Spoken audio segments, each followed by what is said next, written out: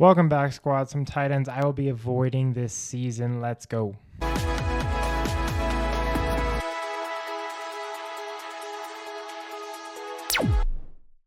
Number one, I love to hate this man. It's Mark Andrews. He's currently going at tight end number 8 this season, and one of the reasons I don't like him is because he averaged 4.1 targets a game last season. I'm going to read you some guys who averaged in that 4.1 range last season.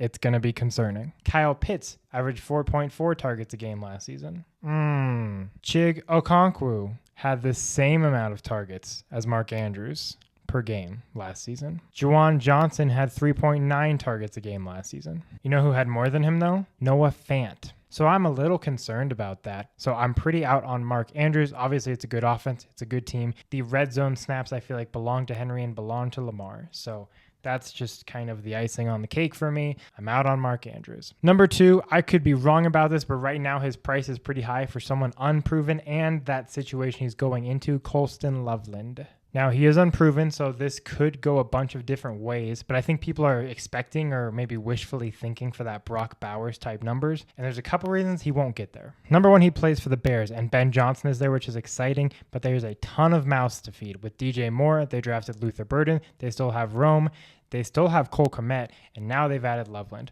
A lot is happening in that offense, which is good for Chicago, bad for Loveland. Now, the good news is Cole Kmet had an 88% snap share last season at tight end. The bad news is Cole Kmet had an 88% snap share last season at tight end. He's not going away completely. They still will use Kmet. I kind of see the Chicago team becoming like a Green Bay offense, but I think more options or maybe better options, right? Where it's like, I don't super know who's going to be great. DJ Moore is still DJ Moore. Other than him, it's kind of hard to trust anyone consistently in this offense. So I'm a little worried, and his price is a little too high for a guy who I just don't really know what's going to happen. I kind of think he's going to be like Kmet. He's going to have some really good weeks and some really bummer weeks. And it might take a few weeks for him to ease into the offense. I don't super know. Because I don't know, I'm not going to take him. This will be a popular pick, I think, for someone to be avoided this season. It's tight end 5, Travis Kelce. Now, Kelce's numbers aren't horribly bad on paper. He still had 8.3 targets a game last season. He's still on the field 80% of the time, more than 80% of the time, actually. He's more of an eye test. He's kind of your Najee Harris of tight ends right now. And where you're taking him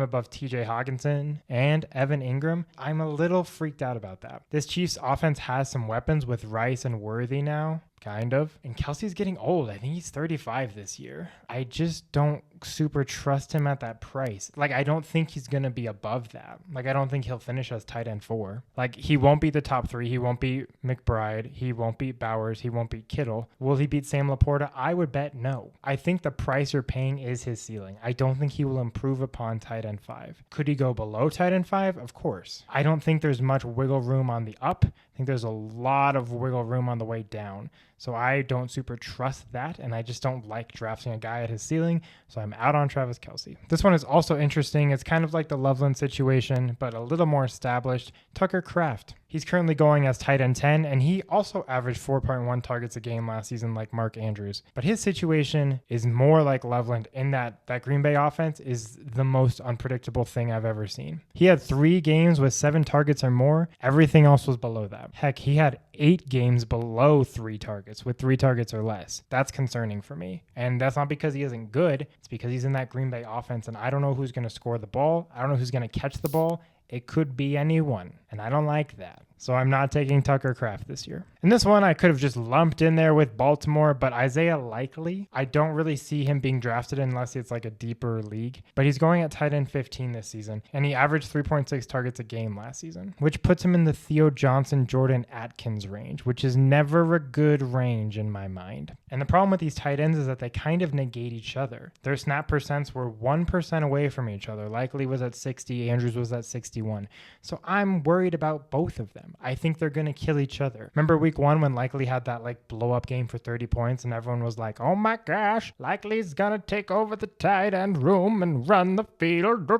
Yeah, that didn't happen. And the inverse didn't happen. Andrews didn't run the field either. So I just don't trust this tight end room. If I can avoid Baltimore, I'm avoiding Baltimore's tight end room. Anyway, that's who I'm not drafting this year. Let me know who you aren't drafting this year. We're moving on to the guys who you should draft here shortly, which I am much more excited about. Out of breath. Okay, bye.